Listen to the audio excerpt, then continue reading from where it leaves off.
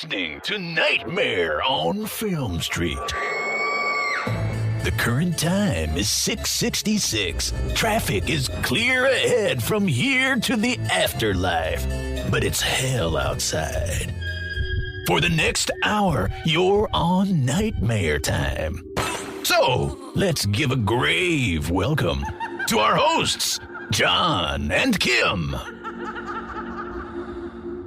Hello again, fiends, and welcome to Nightmare on Film Street, horror for the casually obsessed. I'm Kim. I'm Jon.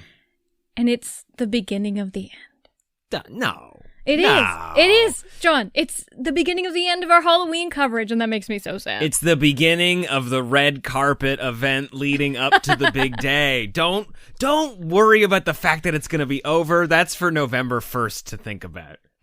We have a fucking horror podcast where we talk about horror movies and Halloween all year. That's true. It is Halloween every day, but it's especially Halloween today. Yes. We're doing something a little different on the podcast. We don't normally, one, do family-friendly stuff. Two, we don't normally do stuff so recent. We're talking about The Curse of Bridge Hollow. Yeah, we're kicking off a double feature of the Hollows of Halloween.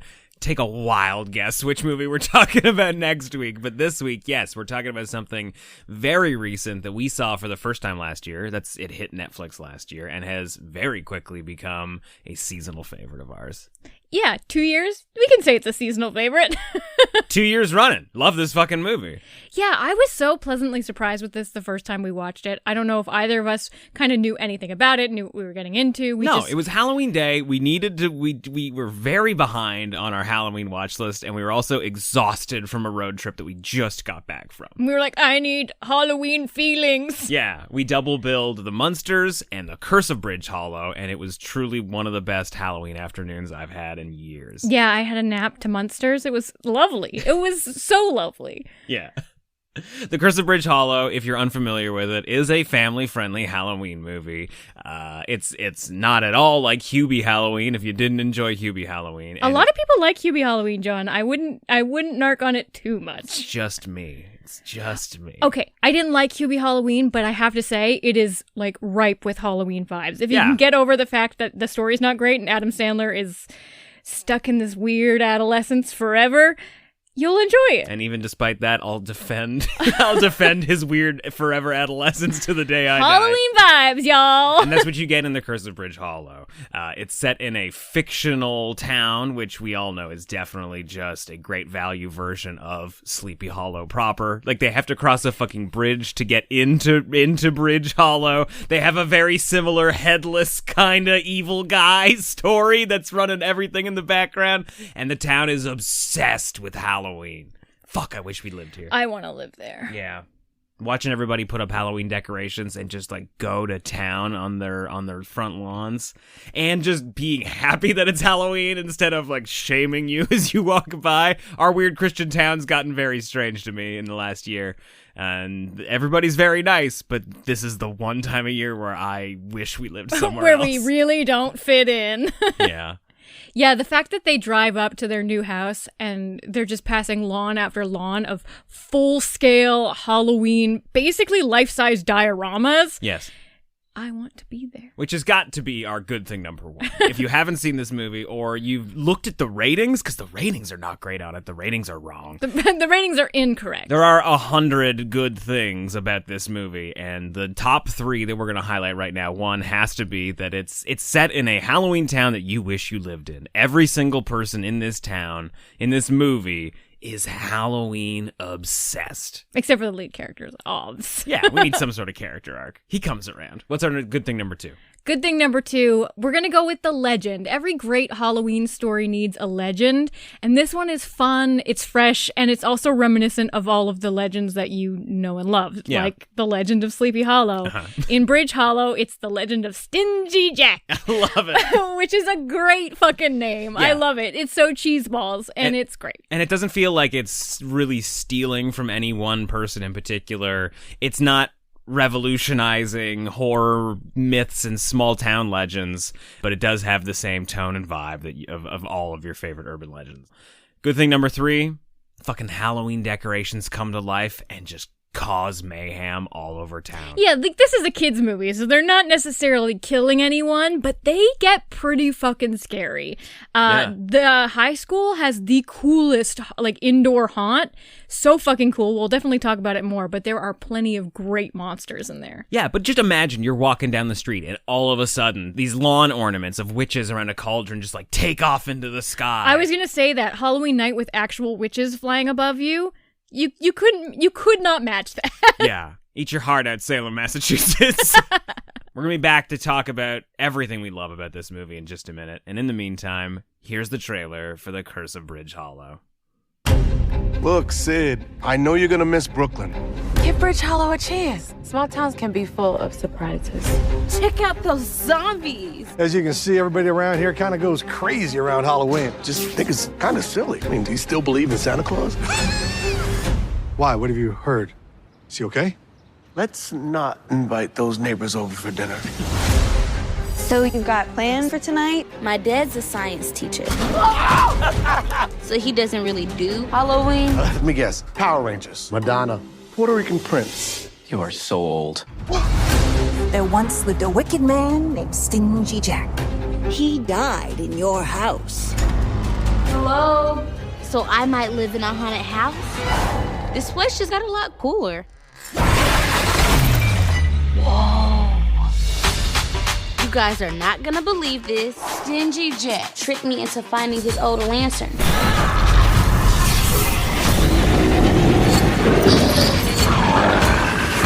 And now the Halloween decorations are coming to life. Come on, Sid. That's just not something that happens.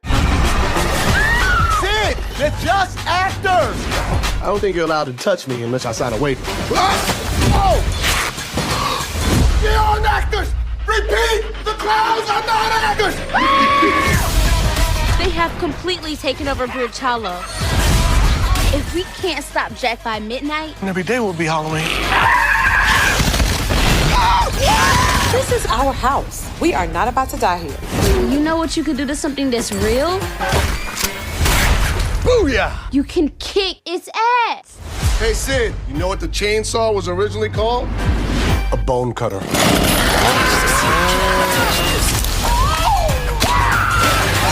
Yes!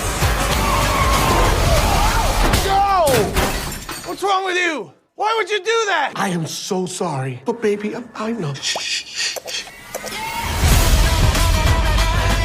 One of these zombies just bit me! Ah! Zombies don't have nervous systems. Good call, Bill Nye the Science Guy. Burn. The Curse of Bridge Hollow is currently sitting at a 5.5 out of 10 on IMDb, 46% on Rotten Tomatoes, with an audience score of 54, which breaks my heart a little bit. Clearly, children do not have Rotten Tomatoes accounts. Or adult children have the time to go in and pump those numbers up. They're I'm too busy begging you. watching dope movies like this. And a 2.5 out of 5 on Letterboxd. That makes me sad. It does make me sad. I don't know what everybody was expecting, because this movie delivers. So here's my theory, is that because it came out so close to the Goosebumps movies, I think a lot of people choose the Goosebumps Haunted Halloween, I think it's called that, something Halloween, Halloween hijinks, over this. I'm honestly going to say I think I like this one more than the Goosebumps movies. I love Jack Black as R.L. Stein. Oh, yeah. But I don't Kim's on record not liking Slappy. We already know this. That's the problem. I love me some Goosebumps, but the characters here feel more true to Halloween. Yeah. The costumes are more like random and slapdash. Like you have a couple, brand name things. We've got some of The Walking Dead. Kids are all dressed up as like popular culture things, but there's also skeletons in football gear. Like that was fun. It's fucking fun. There's a section of lawn ornaments. They look like aliens, but their heads are just giant eyeballs. Love it. It's great because like the whole idea here is that as Howard's neighbor explains, as Marlon Wayans' neighbor, his new neighbor explains, this family's moved here from Brooklyn. They did not celebrate Halloween. Howard is a science-obsessed person who doesn't believe in ghosts or ghouls or fun, apparently. And his neighbor Sully says, "Hey man, here's the deal. Every everybody in town picks a theme, and then they go crazy on that theme. So you want to do witches? You gotta go hard with witches. You want to do zombies? You gotta do a full lawn spread Walking Dead scene, just like Sully has. You like werewolves? Yeah, he's just got he's got a garage full of werewolf stuff that he's willing to give to anybody else. This does sound like a money suck, because I'm getting the impression that people pick a new theme every year, and that's too much money. Unless this is subsidized by the government, do not spend that much on new Halloween decorations every year. Yeah, but it looks like they keep stuff, so they probably rotate. Like maybe you trade with somebody a couple streets down. Oh, so I love that idea. The kids didn't trick or treat there last year, so it's still fresh to them. Oh, not even that they didn't trick or treat. Just I love the idea of having a flea market swap meet for all of your Halloween decorations. Man, our basement would be insane because we would just be like picking up all of the old Halloween decorations from people. Be like, we have to give it a home. Yeah, what you're describing are Halloween hoarders, Kim. That's what we would become. I think that would be us. The other cool thing is that we, a couple years ago, made a trip out to Salem, Massachusetts, and we saw actual real-life people that decorate their houses just like the people in this movie do. It is like walking into a Halloween dream. Like, there was one house that I think about constantly. I talk about it all the time. You know what I'm going to say? Yes. The skeleton pirates that were taking over a house as though it was a ship that they were crawling up. Oh, it was so good. There were skeletons on the roof. There were skeletons, like, tapping on second-floor windows. I'm pretty sure there was a group of skeletons that had, like, a map, and they were drawing a plan, and one was pointing. Like, they were literally having a huddle on how to break into the house. There was a plot to these decorations. Yeah, there was a 3-act structure for these Halloween decorations just hanging out on the lawn. It was incredible, and it makes me very jealous and very sad. But I can relive those moments, and I can pretend that I'm a tax-paying member of Bridge Hollow for an hour and a half of my life every year by watching this movie. And also, too, one thing we should have mentioned in the 3 good things that we didn't is Marlon Wayans. Every line of dialogue out of his mouth is fucking comedic gold. Maybe it's because we're just like silly millennials who grew up with that sense of humor. Like we grew up with the scary movies. Like we're just really keen to his kind of humor, like his facial expressions and his silly sensibility. But he is so funny with this. Yes. And it's not even necessarily the dialogue. It's just his delivery. He's very silly and very goofy, and he is essentially a cartoon character dad come to life in this, real life action movie. And it's silly. It appreciates silly fun. Like, yeah. Above all, like, I think one we can all relate to because it's in the horror genres, the scary movie series. And yeah, they're cringe, they're gross out, but they're also just fucking silly. Yes. They're just silly. Yeah. And it lends perfect to family-friendly stuff. Like, I love seeing him, older. He's at dad age. I think he's almost like 50. Maybe he is 50. Yeah, probably. But it's so nice to see him in dad mode. And it doesn't feel like he's decided to, like, make a family-friendly movie is the other thing. It's just like, oh, you aged out of making movies like Scary Movie, and now you gotta, like, make one for the kids. Like, it feels like this is something that he's genuinely interested in doing. Everybody looks like they had a fucking ball making this movie. Even side characters. I love all the side characters. Everybody. This whole town is full of goofs, right? Rob Riggle, we already mentioned, is the neighbor, Sully. He's great. He's got 3 scenes, steals them all. Yeah, every single one of those scenes, he's an absolute highlight. I can never remember this actor's name, but there's the principal of the school who's just, like, always a goofy, small town pencil neck kind of guy, and he's a low key Satanist in this. Yeah, hey, how you doing there, kids? Well, welcome to Happy Halloween. Let's worship the devil. And then of course Lauren Lapkus, who's the only person in this movie. She's the mayor of the town. I think self-appointed mayor of the town. She says it's a volunteer position. That's what it is. Yeah, nobody wants it. She's clearly only the mayor in October, but she's also the only actor who showed up to do like a real New England accent. Hey, how you doing? I'm gonna tell you the story of Stingy Jack. Stingy Jack. Yeah, oh, you don't know the story of Stingy Jack? I turned it into a sweater. Like, she literally has a ugly Halloween sweater that is the story of the urban legend that this town has been founded on. And she drives a pumpkin car. Drives a pumpkin car, like a full-ass pickup truck that she's turned into a giant pumpkin. The story of Stingy Jack is great. Classic urban legend story.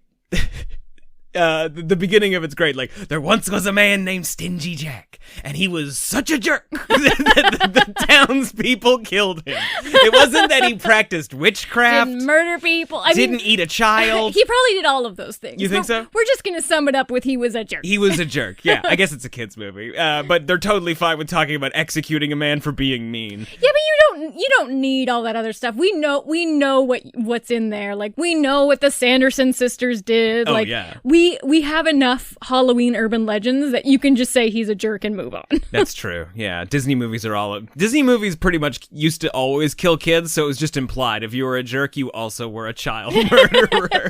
You didn't have to wear a glove with knives on it. That's a given. So the devil felt bad for Stingy Jack because I guess he got a raw deal here on Earth. So on Halloween, he's allowed to return. The devil gave him a pumpkin, a lantern that if as long as somebody lit it on Halloween night, he could come back and try and swap souls with somebody in hell. So every Halloween, if somebody lights his lantern, kind of like a black flame candle, he can come back and he can send somebody to hell so he can take their place on Earth. That's the arc of the movie. The daughter, Sydney, of Howard and Emily, played by Kelly Rowland. Who's awesome in this. She's great. Her B story in this movie is that she's just trying to make a muffin that people will like. Because she's trying to do gluten-free, vegan, non-sugar, diabetic-friendly, snacks that all look incredible. They look fantastic. They're all very crunchy, though. Everybody spits them out. Soft muffins, crunchy. There's a scene in this movie where she gives a scone to a priest. It's like, it's pineapple mango. You're gonna love it. Ooh, that sounds like a winning combo. And he takes a bite. And he's like, I'm really not supposed to lie to people. And he just hands the scone back and walks away. Anyway, their daughter, Sydney, who has just realized how much she likes Halloween, and now that they live in a town where people are obsessed with it. They were in Brooklyn. Dad never let them decorate. He obviously, by the They sounds also of it, had an apartment. This is their first time with a lawn, and everybody's into Halloween. I would want to decorate so bad. Even if you just moved in a couple days before Halloween, get a goddamn tombstone. Especially when the neighbors are offering to give you free decorations. Just fucking take it. Anyway, so she's decided that Dad's an idiot. Dad's the Stingy Jack of the family, and she's going to put up some Halloween decorations, including a bat that she bought from a local store, which is apparently too much for Dad, and a giant, weird, dehydrated pumpkin that she's found in the attic in a chest hidden behind a wall. Definitely not a curse. Definitely not where you always find a cursed object. But anyway, they light it and it refuses to go out, and the red glow that emanates from it infects all of the Halloween decorations around town. It actually infects a bat decoration that Dad has thrown in the garbage, and then as that bat takes off across town, any other Halloween decoration it touches comes to life and tries to attack the townsfolk. I really like the 2D cat that it animates. Yes. It's just really cute. We watch it walk across the street and it gets hit by a car, but because it's flat, it does nothing. It's super cute and silly. And also, you have the neighbor interacting with it. It's a 2D cat. It looks like it's cardboard. Yeah, but he's out on his deck drinking beers and handing out candy and scaring kids, right? Like, we give him a pass, because he definitely talks to it like it's a real fucking cat. He's like, hey, cat, what are you doing? I love the little bat decoration she gets. It's so sad when Dad rips it down, because all she did was put up a tiny little bat on the door. Yeah, one bat. One little bat. But he won't fucking have it. I like Dad as a character, though. Like, I like that he's anti everything. It's not like I see myself in him, but he's just practical to a T. Like, instead of her doing ballet, he wants her to do karate, which I have to say comes into play a lot in this movie. Yeah. It helps her save Halloween. That's true. She fights like a whole horde of zombie monsters by herself with a shovel instead of like a nightstick. She's so unafraid. She kicks so much ass. Yeah. If this came out when I was 10 years old, she would have been my hero. That would have been your Halloween costume for a year. She fights zombies with the neighbor. There's no hesitation. He's getting destroyed by real zombies. And Dad's who are like, biting him. this is a little too far. I don't know why he's doing this for fun. Yeah, he's just like, oh, he's just acting it out for the kids. And she's like, no, we're going to go save him. Something's wrong. And she runs over there and just starts bashing heads in with a shovel. Like, so fucking brave. She's great. So it inadvertently was the right move. Yeah, it may be weird to tell your like little daughter who wants to do ballet that she's doing karate instead, but it has benefited her. he's the new science teacher in town, and his thing is that there is no such thing as magic, there's no such thing as myths. He's kind of, he'll shut down any fun story and try and look at the science of it. And, like, I love that somebody is saying that there's no such thing as ghosts. It's probably just electricity, mass hallucination, or a concussion, because that's his experience, right? He, on Halloween night as a child, went into an abandoned house somewhere in Brooklyn, fell through the floor, hit his head, and started hallucinating that there were living skeletons everywhere trying to attack him.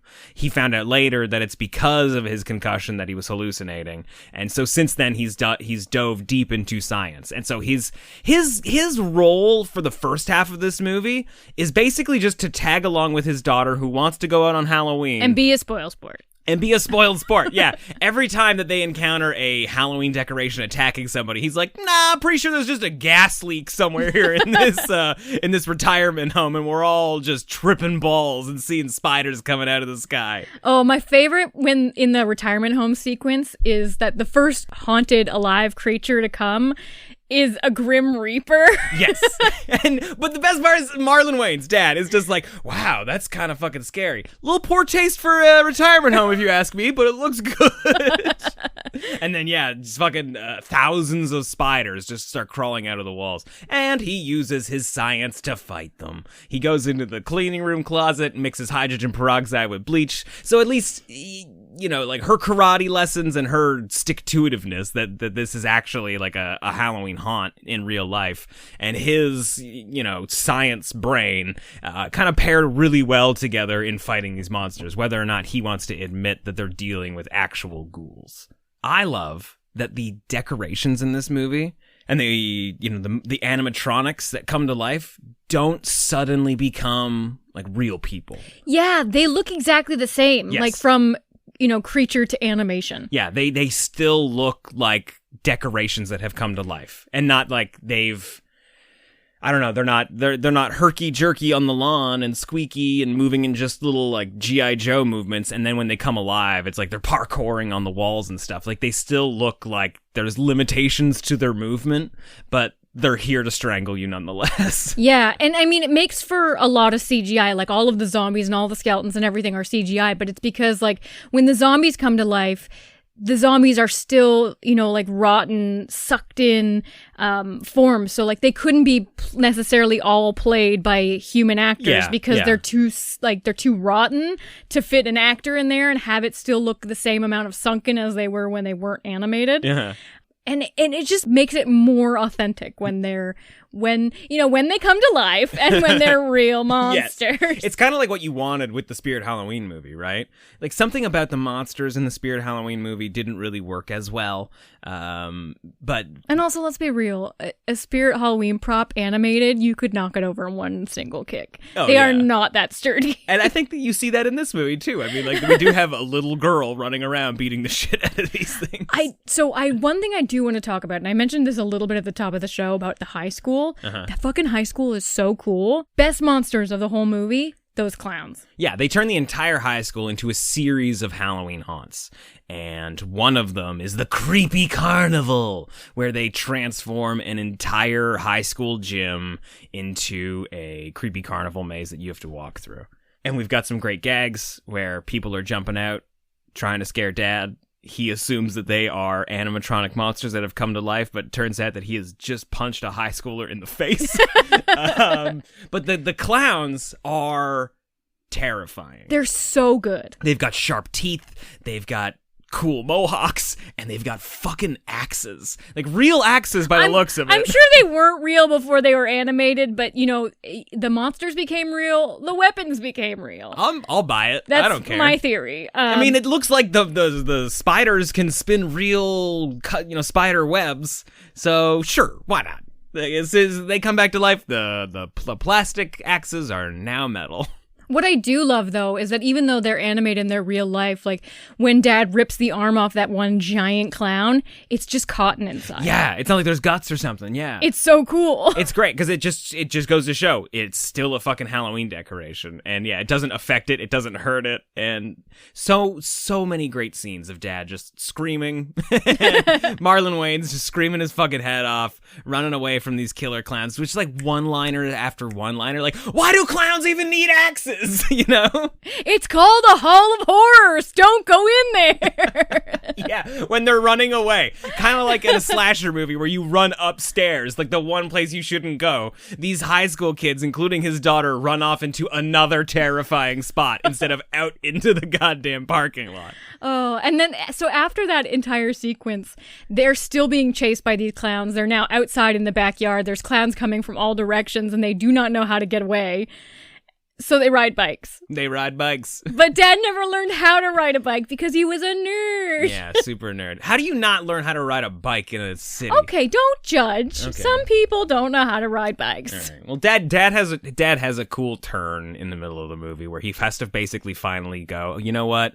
My daughter's right. These things are obviously real. He's almost in a catatonic state at this point because they're being attacked by skeletons, which seems like it was a traumatic moment for him as a child as well. And he basically just has to buy into it, believe in it. Like we're gonna be summoning a fucking witch spirit. We're gonna be cursing somebody back to hell. I gotta just deal with this. We'll figure out the science of it later, but for right now, I need to get a fucking chainsaw and I need to beat the shit out of these guys like I'm Bruce Lee in a cool ass feel good kids kung fu movie. Like he's literally doing the doing high kicks. He rips off a skeleton's arms and uses the bones as nunchucks. Like it's such a great sequence. I have to say, I love a good, arm as a weapon. Yeah. We really appreciate it in Renfield. Hell yeah. Maybe it's the new modern thing, is like using the baddie's arm as a weapon afterwards. Absolutely. You rip off somebody's arm and then beat them with it. That's a 0.5 bump for sure. We'll never get old. Never. This movie's got it all, right? Like obviously it's like when you're bringing Halloween decorations to life, you can have 100 different types of villains. But we've got skeletons, we've got zombies, we've got a fucking seance with a dead witch. I was gonna say the seance part, because I agree Bridge Hollow is definitely a play on Sleepy Hollow. There is also a little bit of the Salem in it. Like, Hawthorne is definitely of the Salem history. That sounds like a Salem name. And that sounds like a name that was burned at the stake. No, I think that was the judge. I think it was Judge Hawthorne? Like, I think he was the witch finder general. Okay, got it. And the fact that the curse originated with a witch, they go to see her, there's a seance. The contact lens work in this movie. Yes. Fantastic. When Marlon Wayans gets possessed? Yes, so good. And I mean, it's probably CGI. It's probably not. Wow, why would you just throw some contacts in a guy? They're $100, you know? Maybe it's contact lenses enhanced by CGI. Either way, they look fucking fantastic. It's good stuff. And the old lady, the granddaughter that they visited at the seniors' home, her eyes, fantastic. Yes. You couldn't look away from them. Also has one of the best little like gags in the movie as well. You see it in 1,000 movies, including Deadstream, which came out not long ago, where it's just like, oh yeah, no, don't worry about it. Everything's gonna be fine. Like the Stingy Jack story, as long as you don't like the pumpkin on Halloween night, he can't come back, he can't hurt you. It's like, so what if hypothetically we did like that pumpkin? Oh, well then you're screwed. Like always good, always works. There's also just like a ton of great touches in her sequence. Like when she's going back and telling them the legend and we're going to the flashback, she's wearing, as like a 92-year-old, the exact same Halloween costume she wore as a little girl. It looks a little shabby on the old lady, but it does look like she made it herself. It's such a nice touch though. Like yes. It has nothing to do with the plot. It's just a nice little, That's right. And that is extra TLC. That can be the hard part about describing a movie on a podcast, is that it's just 1,000 little tiny touches that are great, and just like little one-liners, little gags, little costumes, somebody in the background doing something silly. And the pièce de résistance of it all is that Stingy Jack, the festival that they're having Halloween night, is a pumpkin carving contest. And you enter This is the coolest thing about the town. This should be a real life thing that Sleepy Hollow should steal. Oh. Where they have a Stingy Jack statue, and he's headless because they hung him and his head popped off, I guess. I don't know. The point is, we've got a headless Stingy Jack statue, and the winner of the pumpkin carving contest gets to put their pumpkin on Stingy Stingy Jack's head. How amazing of a Halloween night would that be if you fucking won? Oh, well, to be like, to be in the center of town, the statue for the night. That's just such a fun. I would go What to the an town honor. festival, and I'm not a town festival kind of gal. No. I would go to that town festival. Absolutely. Yeah, no, as long as your town festival is haunted or in some way worships the devil, we'll be there. And it had a Ferris wheel. And it had a Ferris wheel and lots of bad baked goods. We'd be at that baked good table, too. That would be our Like, table. what's that? What's that? Vegan? No sugar? Okay, I'm not nuts about that. I like sugar, but they actually give Kelly Rowland something to do in this movie, too. She gets fed up because nobody's liking her baked goods, so she leaves before all of the town's Halloween decorations just surround everybody. They've got them cornered because Stingy Jack is off. He's gonna steal a soul. They don't want anybody fighting back. I love that the town assumes that it's a neighboring rival town. Like, oh, it's fucking Oak Town here to take over our Stingy Jack festival, huh? Well, we're not gonna let that happen, buddy. Like, this rivalry is real, and they don't take it to a football field. They take it to the town square where they fight in Halloween costumes by the sound of it. But it's all kind of a distraction because back at the house where mom, Emily, has decided that she's just going to pour herself a glass of wine and enjoy a quiet night alone when her defeat is almost dragged to hell by a pumpkin-headed monster. Yeah, and it's not necessarily that Stingy Jack is specifically targeting her because, it's the mother and wife of the lead characters, but also because they left the lantern there. The lantern's at the house. The lantern is the key to the spell, so he needs to go get the turnip. Yeah, we completely glossed over that it's not actually a pumpkin, it's just a giant turnip. But I think that's fitting, though, because way back when, you used to carve a turnip. Is that true? Yeah, you used to just carve, whatever the fuck. Okay. Like, root vegetables, whatever. It seems like it'd be harder to carve a turnip. I'm sure it is hard to carve a turnip. That's the expert level That's a one. big turnip, though. It's huge. Maybe turnips were big back then. Oh, the turnips just got smaller over time? Come on. Because we like them less. Yeah, well, there's that. We're talking about weird, silly little touches. When she's running around the house away from this giant statue with a pumpkin head, she's carrying on to her little muffin the whole time. Oh, yeah, because she wants to have one of her own muffins.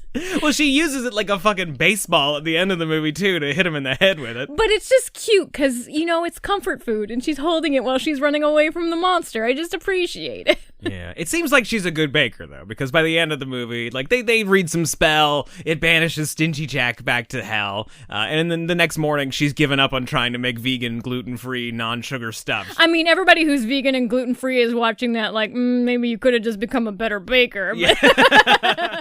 Really what it comes down to, this movie's just fun. It feels like Halloween night. It's a fun little adventure on Halloween night with lots of different monsters. And it didn't occur to me until we sat down to record. It doesn't have that lull in the middle where dad and the daughter get into a fight and they get separated and then they got to come back together and apologize and join efforts again to fight the monster. It kind of gets that boring chunk in the middle of every fucking movie, and it just doesn't bother doing it. Yeah, they just bicker the whole time. Yeah, they weave it into the whole story. It's a buddy cop movie with a dad and a daughter, one who doesn't believe in ghosts and one who's pretty fucking certain that they just brought a demon back from hell, and then they just weave that in, so that way there's always a push and pull of this isn't really happening, there's an explanation for this, and dad, we're literally punching skeletons right now. Yeah, from the second that the lantern is lit and the Halloween decorations are coming alive, we're dealing with them the whole movie. Yeah. It's nonstop. The only reason they're either following the decorations because they're attacking the town, or they're just trying to get more info on how to fucking fight it. The person that they meet in the retirement home is the great-great-granddaughter of the woman who carved the pumpkin, whose house that they're living in. They, run across town and find a Satanist who turns out to be the principal of the school, who has the old grimoire of that witch, so they can find the spell to banish it back to hell. And then it's basically about getting the team together, getting the paranormal kids, the weirdos of the high school, to figure out how to hold the fucking seance to get the rest of the spell that they burned up in a fire. It's a nonstop ride and a run across town, just fighting fucking monsters and just and thousands and thousands of Halloween decorations. It's a great little contained story that deals with an urban legend that you've never heard before, that is as familiar as it is fresh. What a nice little review, John. And and it's got 1,000 little gags in it. I laugh my head off the entire movie, and it's just good fun. Yeah, I honestly think this is something that we're probably going to watch like every Halloween during the daytime. Yeah. It just feels like the perfect movie to like get you in the mood for what Halloween is, like the vibe of decorating your lawn and filling a coffin filled with candy and scaring kids with it. Like it's just good fun. And it's a Netflix movie, so it's got 100 needle drops, all of them great. Like every song. Oh yeah, it is algorithm friendly. Yes.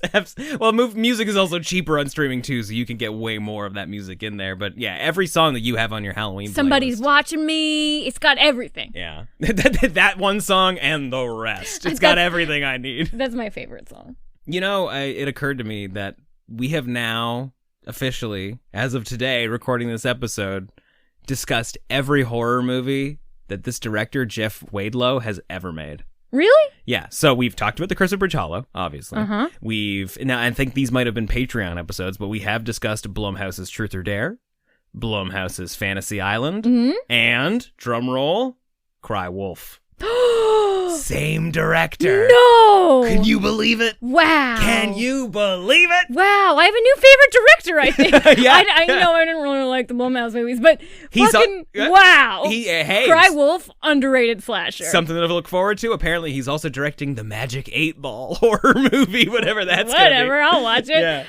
Yeah, Cry Wolf, underrated, I think it's a Halloween movie, too. There's a Halloween dance, so I think it fucking counts. And the killer's got an orange mask, so you can't fight it. And surprise appearance by Bon Jovi. Okay. And it's not a surprise appearance. He's a main character, John. Yeah, he's in it. He's the dean. Yeah, love The Curse of Bridge Hollow. New Halloween favorite. Definitely going to be in the regular annual rotation. And that's why I'm giving it a 4 out of 4. Yeah, I'm going to give it a 4 out of 4, too. I really maybe talked myself into that extra bit because I was like, I don't know, 3.75. I mean, like, it's not a perfect movie. Yeah, like, it's got a little bit of overacting. There's a lot of energy that is really high most of the time, but whatever. I can't, I don't think there were 3 minutes that went by without me having, like, a good, solid laugh out loud moment. Like, actual laughs. Not just like, like, oh, what a good joke. And it's surely it's credit to Marlon Wayans. He's just a great comedic performer, but everybody in this movie has laughs. Every character in this movie gets a good laugh. And that's always nice when it's spread around for fairness. Yeah. So if you've been putting this movie off, or maybe, whatever, if it wasn't your bag, it wasn't your bag. But if it's just like you thought it was too kiddie, or the reviews weren't good, so you didn't check it out, this is a great Halloween daytime movie that you could watch with your kids if you want to watch a movie with your kids. But and you can definitely watch it with your kids. Like, I would say, tonally, it's probably less scary than Hocus Pocus and Nightmare Before Christmas, like in terms of themes. Yeah, and there isn't as much talk about death, you know? But yeah, it's definitely made for people who love Halloween, and I got to assume that if you're listening to this episode right now, you probably do. Probably. Hit us up on Twitter at NOFS Podcast, or on Threads at Nightmare on Film Street. You can find us on Instagram at Nightmare on Film Street as well. Facebook.com/Nightmare on Film Street. But best of all would be the Nightmare on Film Street Discord at NOFSpodcast.com/Discord. We want to hear what you thought about this social movie. media, sometimes things get buried and we don't see them. But Discord, we actually look at. Yeah, that is true. Social media is, especially in September, October, fuck, it's hard.